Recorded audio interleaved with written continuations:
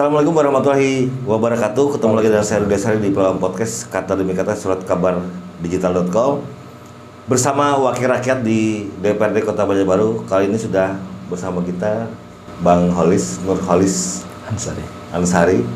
Beda tipis, saya Rudi Asari. Bang Holis, ya. Apa kabar? Alhamdulillah baik, sehat luar biasa. Ini 17 Agustus barusan berlalu. Betul. Banyak hal yang kita lewati bersama ya. Betul. Khususnya di DPR juga. Bicara soal perjuangan, Bang Holis, kepala daerah dalam masa periodenya Pak Aditya juga Pak Wartono sudah separuh berjuang dalam hal di eksekutif. Nah, sekarang perjuangan apa yang sudah dilakukan legislatif? Menurut Bang Holis, monggo silahkan. Ya, jadi kami sendiri sebagai wakil rakyat, banyak sekali aspirasi-aspirasi yang disampaikan kepada kami. Terutama saat kami melaksanakan reses, itu hampir semua teman-teman di DPRD mendapatkan masukan, kemudian aspirasi dan kemudian usulan-usulan yang sifatnya baik itu infrastruktur ataupun non-infrastruktur. Kalau berbicara infrastruktur, seperti biasa kan, artinya ada penanganan banjir, drainase, jalan, lampu, dan lain sebagainya. Bicara non-infrastruktur, ada sektor pendidikan, ada kesehatan, dan ada juga sosial. Nah, itu akan terus kami perjuangkan. Bagaimana kami sewaktu dilantik, itu diambil sumpah untuk mewakili aspirasi masyarakat. Dan aspirasi tersebutlah yang akan kami perjuangkan sampai dengan hari ini. Sampai hari ini. Iya. Nah, bicara soal hari ini, Bang Holis, siap. Ada hal yang menarik, khususnya di tengah kota, Bang Holis. Di sosial media saya mendapatkan banyak informasi soal mungkin program pemerintah Kota Banjarbaru soal pembangunan jembatan penyeberangan orang atau JPO. Iya. Nah, saya melihat beberapa waktu sempat terhenti. Apakah DPR, khususnya Bang Holis, juga melihat memang benar-benar terhenti atau seperti apa? Atau ada kendala mungkin musim hujan? Gimana? Ya, kami kebetulan di Komisi 3 yang khusus membidangi bidang infrastruktur. Jadi memang bermitra kerja kami dengan Dinas PUPR. Memang saat ini yang menjadi sorotan adalah pembangunan JPO karena memakan anggaran yang cukup besar, ya kan? Cukup besar. Sempat terjadi perdebatan alot di DPRD waktu itu, pembahasan terkait dengan anggaran JPO ini, ada pro ada kontra, dan tentunya dinamikanya sangat luar biasa pada saat itu. Dan saat ini prosesnya sudah mulai dikerjakan ya, Bang Rudi ya. Sehingga kami dari sisi pengawasan akan terus mengawal program pembangunan JPO ini. Tulis, sebentar. Pro kontra itu pro kontra setuju tidak setuju dibangun, atau pro kontra nominal anggarannya? Setuju tidak setuju dibangun. Oh, setuju tidak setuju dibangun ya? Iya. Baru bicara anggaran ya? Iya, betul. Banyak yang setuju apa yang nggak setuju? Banyak yang setuju. Banyak yang setuju. Apa alasannya? Alasannya ini merupakan program dari pemerintah dan ini memang sangat dibutuhkan oleh masyarakat. Berarti urgensi bicara? Ya, berbicara urgensi. Urgensinya berarti ya? Urgensi. Sedangkan teman-teman yang kontra, kita bicara prioritas, kita bicara kebutuhan, bicara kondisi saat ini Banjarbaru. Jadi kalau kita lihat Banjarbaru saat ini terkait dengan banjir, ini masih banyak permasalahan yang belum dituntaskan. Dianggap prioritas persoalan banjir. Ya, sangat prioritas. Kemudian kita bicara pendidikan. Pendidikan ini ada kelurahan yang belum ada SMP-nya. Ada kendala kecamatan yang saat ini belum memiliki SMA, walaupun tahun kemarin sudah mulai dibangun oleh provinsi, tapi belum optimal. Kita dampingi, kita kawal dan lain sebagainya. Dan ini perlu perjuangan. Nah, hal-hal prioritas seperti inilah yang menurut kami lebih harus diutamakan. Apalagi kita pasca pandemi, ini bagaimana caranya kita membangkitkan kembali perekonomian di Kota Banjarbaru. Itu jika dibanding dengan kawan-kawan di DPR yang pro ya. Ya, betul. pembangunan JPO tadi. Betul. Nah, yang Bang Holis dengar alasan kawan-kawan di DPR sebagian ada yang pro itu apa kata mereka? Yang pro itu karena memang merasa bahwa JPO ini merupakan kebutuhan mendesak Dalam hal penyeberangan orang. Oke. Nah, kalau kami memandang kebetulan saya kontra. Pro atau kontra nih? Kontra. Oke. Saya memandang ketika fungsi dari JPO ini kita tempatkan dulu pada fungsinya, bukan pada kebutuhannya. Fungsinya kan untuk menyeberang, membantu mempermudah orang dalam menyeberang. Ada beberapa alternatif dalam menyeberang itu. Yang pertama ada namanya zebra cross. Kemudian ada JPO yang akan dibangun ini. Ada juga namanya ya di kota-kota besar ada yang dipencet yang bisa nyebrang. Apa namanya itu? Lupa saya juga. Semacam itulah. Flashing cross gitu. Jadi dipencet tombolnya, kemudian muncul lampu hijau, merah atau hijau, kemudian orang bisa menyeberang. Di sisi disabilitas itu lebih memudahkan. Flashing namanya. Oh iya. Flashing cross. Dari tadi saya ingat. Dan anggarannya tidak besar. Anggaran tidak besar, memang besarnya anggarannya berapa yang JPO ini? JPO yang saat ini waktu dianggarkan dulu 3,5 miliar. 3,5 miliar. Tapi saya dengar kan ya akhirnya sampai sejauh ini anggaran berubah menjadi 5 miliar. Alasan itu? Alasan karena bahan mengalami kenaikan. Bahan naik. Tapi kalau bicara begini Bang Holis. Ya. Ada pro kontra ya. Betul. Di DPR ya. Ada yang bicara soal urgensi untuk keselamatan, kenyamanan penyeberang jalan. Betul. Satu sisi DPR juga ada yang berkeyakinan persoalan banjir jauh lebih penting daripada pembangunan JPO. Betul. Begini Bang Holis, apakah ini persoalan waktu pembangunan saja yang terlalu cepat atau belum pas momennya atau gimana? Karena kan saya dengar persoalan macet mungkin, mengantisipasi macet. Nah, yang kejadian berulang kan banjir selalu ada. Betul. Bukan kita berharap banjir, tapi kan melihat saban tahun ke belakang tuh ada terus nih ancaman banjir. Nah, itu yang benar-benar dirasakan warga kan? Betul. Nah, itu gimana? Apakah jangan-jangan DPR juga debat antara pro kontra ini benar-benar debat berarti? Betul, debat. Tapi melihat kondisi anggaran itu, kemungkinan besar ditambahkan 5 tadi gimana itu Bang Holis? Apakah benar-benar sampai lebih anggarannya ditambah beneran?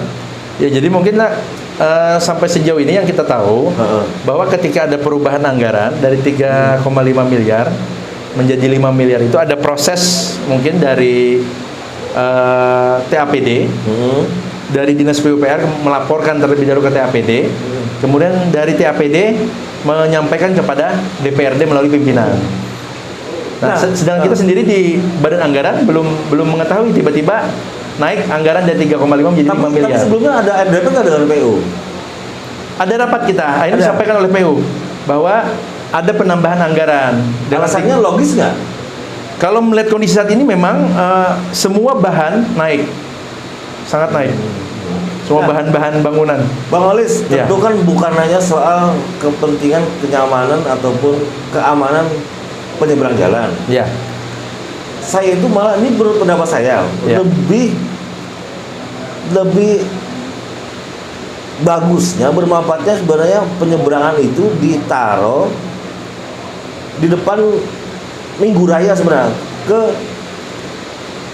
depan RTH Air Mancur itu kan menyeberang ke ex Pasar Buntung yang lama itu.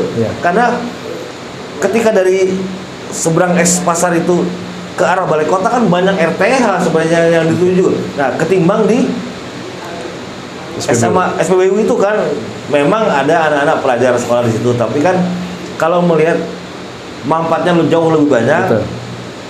Kalau menurut saya lebih pas. Kalau memang harus dipasangkan di bawah tahun ini. Nah, kalau menurut pendapat Bang Holis apakah sama atau? Makanya kita melihat sudut pandang kita bahwa placing cross itu lebih tepat dibanding saat ini membangun JPO, ya kan? Pertama, sampai dengan saat ini kami belum di DPRD ya, Komisi 3 Ya, belum menerima ya. kajian teknis terkait dengan mengapa memang harus dibangun JPO. Ya kan? Kita kan bisa berdebat ketika ada kajian dan sebagainya kan. Bagaimana jumlah orang menyeberang dalam sekian waktu, transportasi yang melalui jalan tersebut, apakah padat, sepersekian detik, sepersekian menit, berapa jumlahnya, itu kan harus dibuka ke publik. Sehingga ini alasan yang sangat ilmiah bahwa memang JPO adalah solusinya. Tapi kan publik belum tidak tahu, termasuk kami. Itu yang menjadi pertanyaan gitu lah. Nah, kalau sampai 5, saya dengar juga kabarnya mau bikin 2. 5 kali 2 JPO ya? 10 berarti ya. Kalau kita bikin sekolah itu dapat berapa? Nah, kira-kira kan. Betul. Ini kan jikalau dibikin betul. Sekolah atau jembatan yang ambruk atau aspal yang jalan belum diaspal, lampu yang belum ada, mungkin jauh lebih bermanfaat ya. Itu menurut saya. Nah, gimana itu Bang Olis? Apakah ini atau jangan-jangan fenomena mendekati tahun politik itu? Kita kan sudut pandang kepentingan masyarakat. Kita bicara urusan wajib dulu deh. Urusan wajib itu kan ada pendidikan, ada kesehatan. Kemudian kita bicara kebencanaan. Ada banjir yang melanda beberapa titik di Kota Banjarbaru apabila hujan dengan debit air yang tinggi atau durasi yang lama. Memang kalau bicara banjir itu belum termasuk kategori banjir katanya Bung Rudi. Kenapa? Karena sepersekian jam akan surut kembali. Tetapi kan hal ini harus kita cari solusinya, harus kita selesaikan permasalahannya. Bukan soal cepat surutnya kan, trauma warga itu sebenarnya harus dibikin. Kerusakan bareng-bareng. Nah, masa gotong-gotongan kulkas saban tahun kan? Sehingga menurut penilaian kami, sudut pandang saya, bahwa hal-hal tersebutlah yang harus kita tuntaskan terlebih dahulu. Kita menganggap JPO itu juga penting, tapi ketika kita bicara skala prioritas, belum saat ini seperti itu. Berarti soal momentum, waktunya ya. Apalagi kan digembor-gemborkan bahwa JPO kita nanti adalah JPO pertama satu-satunya di Kalimantan Selatan. Tapi kan gini Bang Olis, ini umpama saya jadi wali kota, mungkin saya juga akan membangun JPU sekarang. Ya. Kenapa, Bung Rudi? Kalau saya nggak maju lagi kan bisa jadi kan. Ini peninggalan saya kan kira-kira begitu ya. Paling nggak ada yang saya tinggalin lah kalau kenangan. Apalagi kan di jalan utama provinsi, lintas kabupaten kan, lumayan. Tapi itu umpama saya jadi wali kota atau jadi kepala daerah, tapi kan saya enggak lah. Nah, kemudian dengar nggak kabar JPU itu di mana lokasi yang berikutnya dibangun? Jadi yang kami dengar, pertama di depan SPBU Koko itu, kilometer 34, yang saat ini dibangun. Proses ya. Kemudian yang kedua di depan Pondok Pesantren Al-Falah. Jadi 2 lokasi tersebut yang rencananya tahun ini di kilometer 34 dan tahun berikutnya di depan Pondok Pesantren Al-Falah. Di 2 lokasi tersebut. Kecamatan Lianggang ya. Kecamatan Lianggang, betul. Nah, itu udah juga dimasukin dagangan atau masih rencana saja? Masih rencana yang kedua itu. Lihat yang ini dulu ya. Lihat yang pertama dulu, kemudian harus kita evaluasi juga seberapa efektif efisiennya ketika kita dalam melakukan pembangunan. Karena begini Bung Rudi, ketika kita membangun sesuatu itu bagaimana dampaknya luas terhadap masyarakat. Jangan sampai jangan sampai kita kan berharap lancar-lancar saja. Ya, mudah-mudahan. Jangan sampai ketika JPO dibangun orang tetap malas menggunakan JPO karena membutuhkan tenaga, waktu. Naik ke atas kan butuh waktu Bung Rudi. Dan tetap orang akhirnya lewat bawah. Nah, ini yang dan dampak kan setelah anggaran dikeluarkan Bang Olis. Iya. Masa udah 5 miliar ton. Ya. Dampaknya nggak terlalu bagus. 5 miliar lagi sebelumnya udah bisa bangun berapa sekolah ya? Ya. Jadi dari JPO itu fungsinya benar-benar dirasakan oleh masyarakat, tempat penyeberangan orang. Jangan sampai hanya sekedar untuk selfie-selfian atau cuma sekedar bangunan yang ikonik yang cuma untuk berfoto atau rame. Itu kan bukan fungsinya. Nah, tapi kan satu sisi Banjarbaru juga susah jadi ibu kota kan, Bang. Ya, memang di satu sisi status ibu kota provinsi ini membuat Banjarbaru harus terdepan dalam hal pembangunan. Harus ada pembeda lah. Nah, tapi kan harusnya urusan wajib diutamakan, Bung Rudi.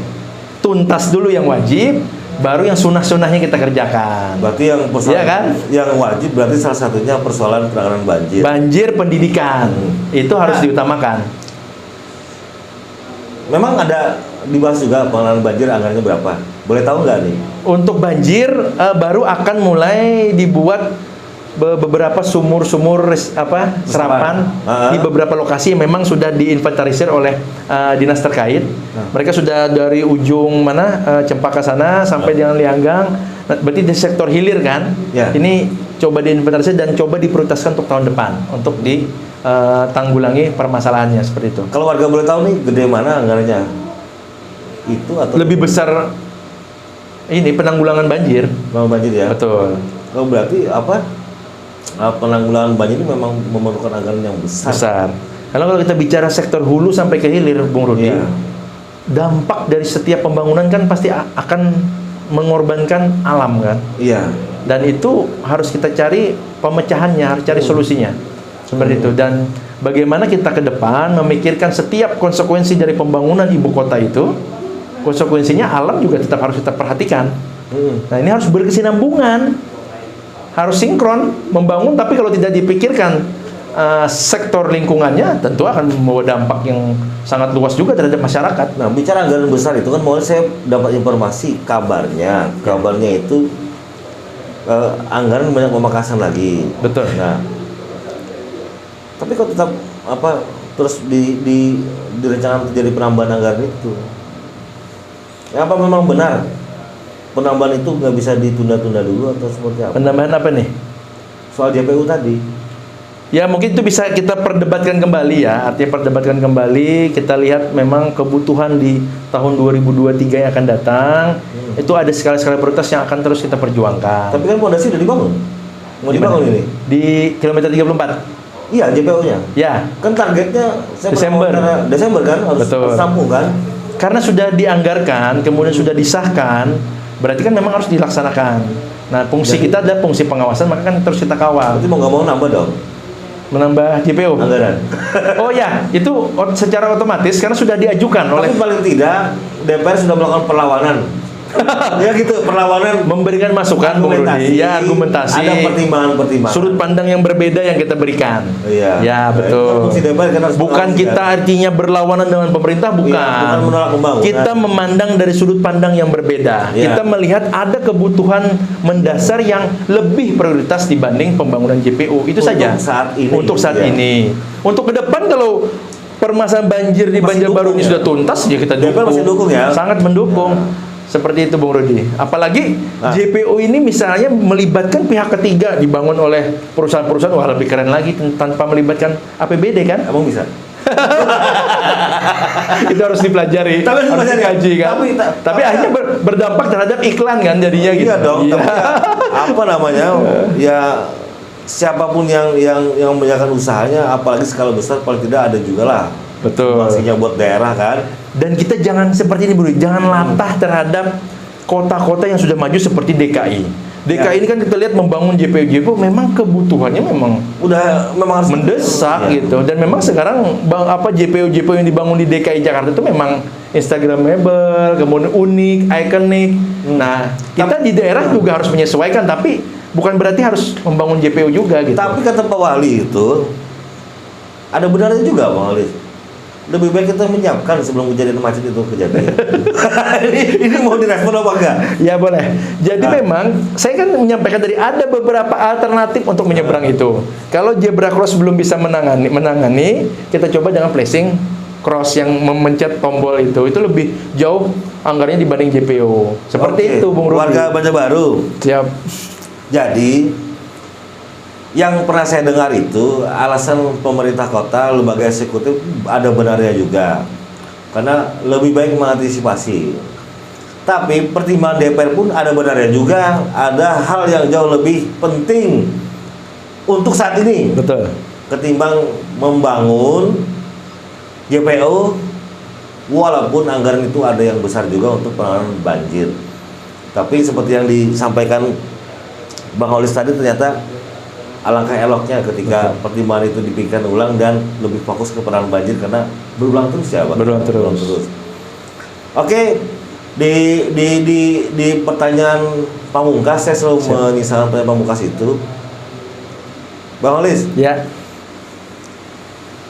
Kalau pemerintah tetap bersikeras menambah anggaran, saya jadi berpikir apakah ini sistem perencanaannya yang tidak sempurna, karena kan sudah jalan kok nambah lagi nih kenapa nggak ini sekian anggarannya udah tahu dari awal nih, kenapa mesti harus ditambah di tengah jalan, memaksakan. Betul. Untuk terus membangun ini. Apa yang kawan-kawan DPR, ya khususnya yang kontra ya, untuk mengingatkan kembali Pemko agar benar-benar mempertimbangkan. Oke, jadi setiap pembangunan tentunya ada proses perencanaan. Nah, kita berharap ke depan setiap ada perencanaan ini benar-benar dikaji secara matang, kemudian terukur secara komprehensif, sehingga tidak perlu lagi ketika sudah menetapkan anggaran kemudian menambah di belakang harinya. Ini kan sesuatu yang sebenarnya menjadi tanda tanya akhirnya ketika proses perencanaan ini tidak tepat. Artinya perencanaan ini kalaupun disiapkan secara matang dan akurat tentunya tidak perlu penambahan. Artinya kita melihat seakan-akan seperti dipaksakan akhirnya. Kesannya seperti itu. Walaupun memang kita satu sisi juga memahami bahan-bahan bangunan untuk infrastruktur juga memang naiknya sangat drastis, Bung Rudi. Material bangunan ya. Betul. Dan ini mungkin proses-proses penyesuaian yang terlambat disadari oleh pemerintah seperti itu. Nah, terakhir Bang Holis, apa yang ingin Anda sampaikan ke pemerintah ketika program ini memang harus dibangun dan selesai agar anggaran yang awalnya 3,5 tadi akhirnya naik sampai di 5 dan sudah selesai nanti, apa yang Anda ingatkan ke pemerintah kota agar anggaran sebesar itu tidak jadi sia-sia? Ya, jadi kami berharap JPU ini benar-benar difungsikan sesuai fungsinya.